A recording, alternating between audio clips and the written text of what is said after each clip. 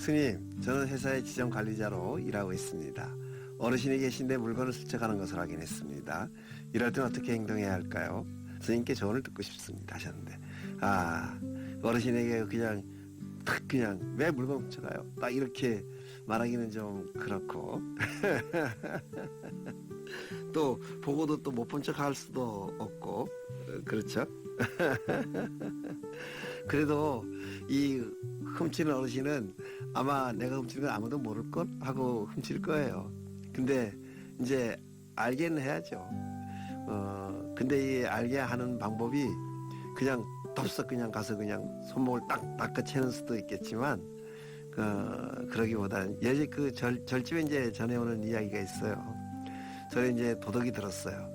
이제 옛날에 먹고 살기 힘들었으니까 쌀도둑이 들었는가 봐요.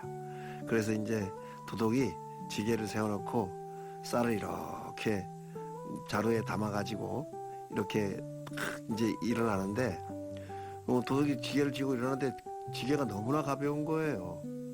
그래서 뒤를 돌아봤죠. 그랬더니 스님이 지게를 이렇게 받쳐주고 있더래요. 그래 도둑이 깜짝 놀란 거죠.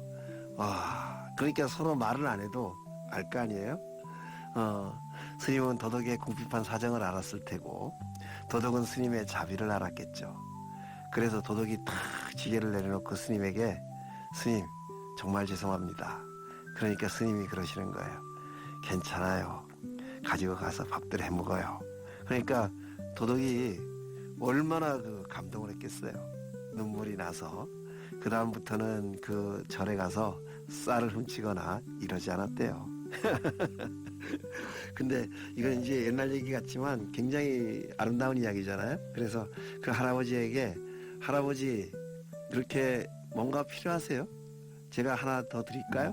이렇게 이제 이야기를 하면 그 할아버지도 아마 이 도둑이 스님에게 감화되었던 것처럼 그렇게 보살님에게 감화되어서 다시는 이제 와서 물건을 이렇게 슬쩍 하거나 그러지 않지 않을까 하는 생각이 들어요. 그래서 보면 그래요. 우리 절에 살다 보면 불전함 같은 것도 가끔씩 이렇게 도난 당하잖아요. 그럼 막 이제 경찰에 신고한다고 그래요. 저는 그래요. 경찰에 신고하지 말라고. 그 신고해서 뭐 할 거냐고. 잡아서. 의미 없거든요. 잡아서 뭐 잡는다고 해서 뭐가 이렇게 되돌아오는 것도 아니고. 그래서 그것도 인연이라 생각하고 그냥 놔둬라. 그냥 그러고 나는데, 근데 이렇게 이제 목격하고 그분이 자주 와서 이제 상습적으로 그러면 그렇게 다가가서 이야기할 필요가 있다고 생각해요. 할아버지, 뭐가 필요하세요?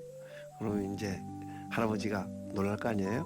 그러면 소리 없이 가고 그 다음부터는 다시 나누지 않을까 하는 생각이 듭니다.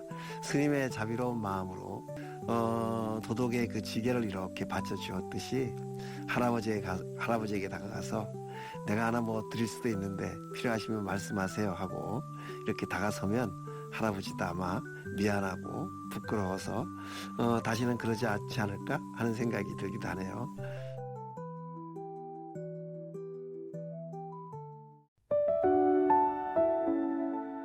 출근길에 항상 성전 스님 목소리 들으면서 저는 7살, 3살 아들 둘을 키우고 있는데요. 얼마 전에 저희 집에 도둑이 들어와서 제 폐물안과 첫째가 고이 모은 저금통을 훔쳐갔지 뭐예요. 마음이 참 쓸쓸합니다. 인생은 뭐 별일이 다 벌어져요. 무슨 일이 있을지 누가 알겠어요. 그러니까 우리가 무슨 일이 벌어지더라도 나 의연하리라 하는 마음 먹고 살아야 돼요. 아무도 몰라요. 저 길모퉁이 돌아서면 무엇이 나타날지, 어떤 일이 이렇게 벌어질지 아무도 몰라요. 오늘 만났으나 내일은 자취도 없이 사라진 친구들도 있고요. 오늘 건강했으나 갑자기 교통사고를 당할 수도 있고, 한치 앞도 알 수 없는 게 인생이죠. 근데 우리가 알 수 있는 게 있어요. 그것은 우리들 마음이에요. 마음은 내가 만들어가고 내가 조절하는 거니까 이것은 알 수 있죠. 그래서 우리가 마음을 잘 먹어야 돼요. 그리고 우리가 마음 먹은 대로 또 인생이 만들어지는 거예요. 인생에 정답은 없어요. 그냥 우리가 그때그때 상황을 대처하는 법을 그 마음 따라서 이렇게 다르게 가져갈 뿐이죠. 인생에 무슨 정답이 있겠어요.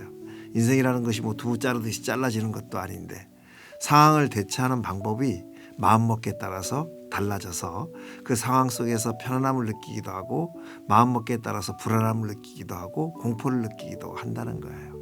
그래서 이런 상황들이 벌어졌을 때 내가 마음을 어떻게 먹느냐 이게 중요할 뿐이죠. 상황은 안 좋은 거예요. 이 안 좋은 상황을 맞이하는 내 마음이 어떤가 이게 이제 중요하죠.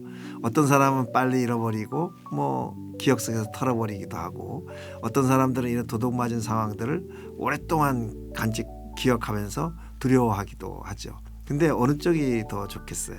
이게 잊어버리고 그냥 의연하게 생활하는 쪽이 좋죠. 근데 이런 마음은 누가 먹느냐? 내가 먹는 거예요. 마음의 방향이 어떤가? 이 굉장히 중요하죠.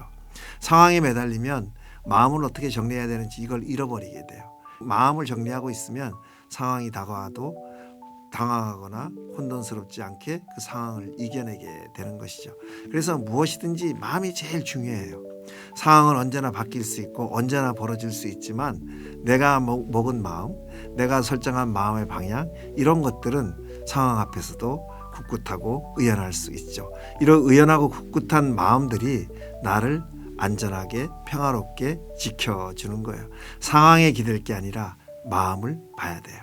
그래서 마음을 어떻게 먹느냐에 따라서 모든 상황에 대해서 대처하는 법이 틀려질 수 있다는 것이죠.